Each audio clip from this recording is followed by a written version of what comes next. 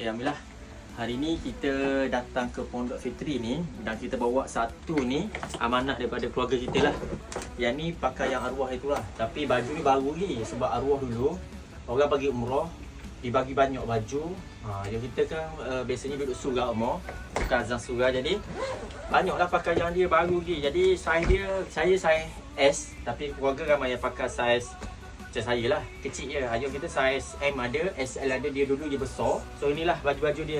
Ni jubah comel dia. Ada jubah belakang ni, ada jubah. Kita nak tolong sampaikan lah apa yang kita simpan semua ni. Kita bagilah kepada rakan-rakan kita ni duduk di pondok ni lah. Ni comel dia. Tapi kita saiz besar ni, dah dia tak bakar ni. Kita sampaikan lah. Ni hasil daripada keluarga kita bincang dah lah. Baju arwah ni kita bagilah orang sebab ada orang mana dah tak bakar dah. Jadi kita bagilah kepada tok pakai pondok. Kita boleh amalkan, teruskan pakai. InsyaAllah. Assalamualaikum.